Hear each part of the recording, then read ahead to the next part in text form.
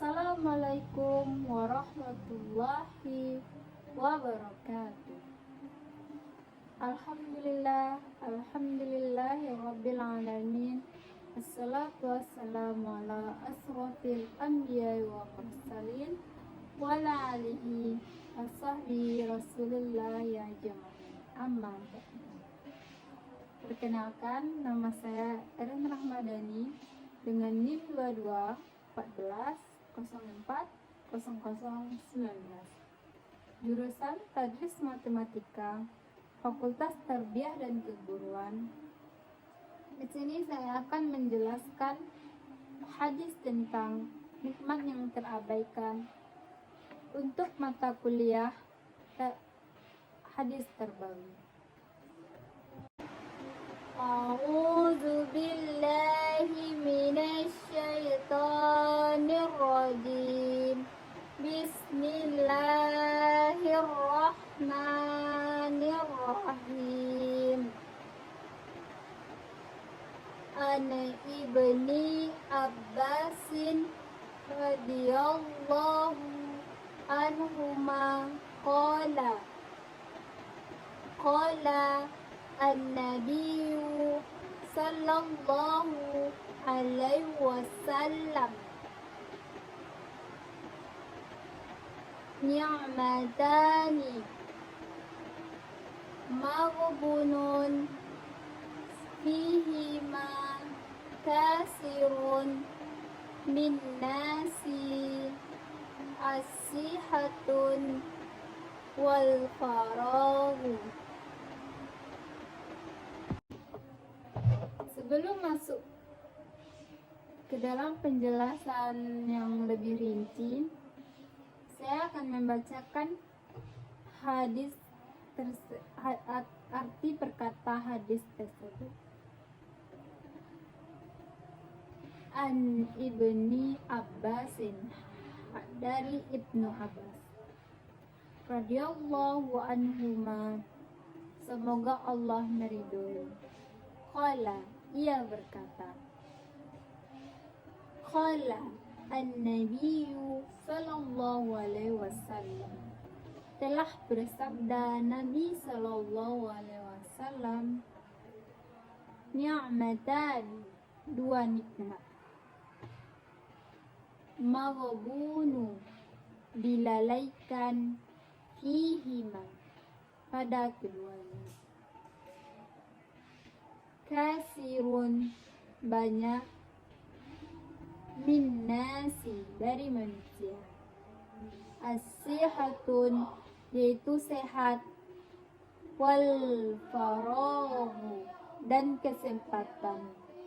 Diriwayatkan dari Abu Bukhari, Tirmizi, Ahmad, dan Darimi. Setelah saya menjelaskan arti perkata dari hadis ini, langsung saja kita ke dalam penjelasan yang lebih rinci. Hadis ini menjelaskan dua nikmat Allah yang kebanyakan manusia tidak menggunakan sebaik-baiknya, bahkan menyia-nyiakannya, bahkan melupakannya. Di sini Rasulullah Sallallahu Alaihi Wasallam di samping menyuruh menjauhi sifat-sifat ini, mengabaikan sifat ini, tentu juga memerintahkan untuk menggunakan sebaik-baiknya, karena dua nikmat ini sangat berharga. Di samping itu juga Rasulullah mencela orang yang mengabaikan keduanya, mengabaikan kedua nikmat tersebut, karena sifat manusia yang suka meniru-niru sehingga menyia-nyiakan nikmat Allah. Apa nikmat yang disia-siakan itu? Terutama kesehatan. Jadi kesehatan merupakan nikmat Allah yang kebanyakan manusia menyia-nyiakannya, tidak menggunakan waktu sehatnya sebaik-baiknya, tidak melakukan pekerjaan-pekerjaan yang baik, tidak mengerjakan amal soleh, tidak mempersiapkan segala sesuatu, tidak mempersiapkan segala sesuatu yang sangat dia gunakan masa yang akan datang, yang sangat dia perlukan masa yang akan datang dengan menggunakan nikmat kesehatan yang dia butuhkan. Dia seperti tidak tahu saja bahwasanya kesehatannya itu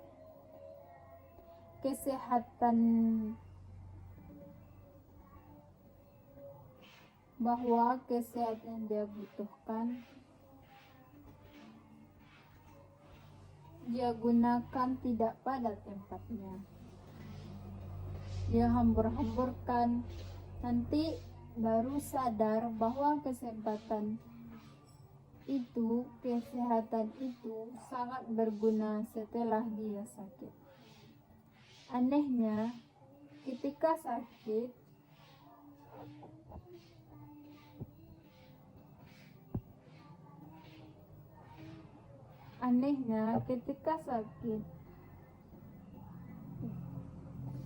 ia berjanji kepada Allah akan menggunakan sehat jika diberikan nanti untuk rencana A, B, C, amal A, amal B, dan amal C, dan seterusnya. Dan ketika kesehatan itu kembali, dia menjadi lupa lagi menggunakan itu. Tidak lagi menggunakan kesehatan itu dengan sebaik-baiknya. Jadi inilah orang yang tidak menggunakan nikmat sehat itu dengan menggunakan sebaik-baiknya. Yang kedua, nikmat dalam bentuk kesempatan. Seseorang yang diberikan kesempatan tidak menggunakan dengan sebaik-baiknya.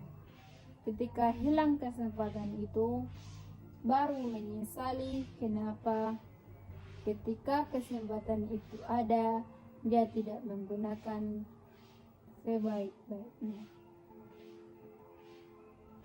Misalnya, ada orang dulu atau masa sebelum COVID ini, dia punya kesempatan yang banyak untuk ke perpustakaan, bikin tugas, bikin proposal, atau mengerjakan tugasnya. Sekarang ketika dia di rumah saja karena penyebaran COVID, tidak ada lagi kesempatan untuk ke perpustakaan. Di situ menyesali kesempatan dan nikmat Allah, kesempatan dan nikmat itu.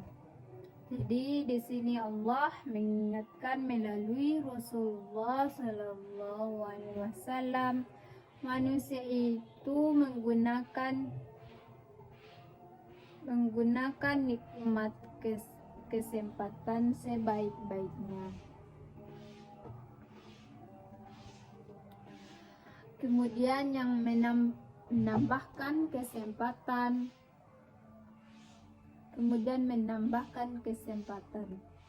kesehatan sebelum sakit, muda sebelum tua, kaya sebelum miskin, dan lain sebagainya.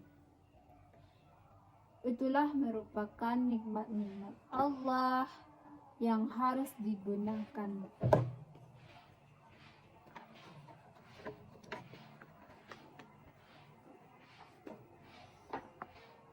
Ketika nikmat itu ada, Allah memberi nikmat itu kepada seseorang karena dia ingin orang itu berbuat baik, yang lebih baik dan dengan nikmat itu.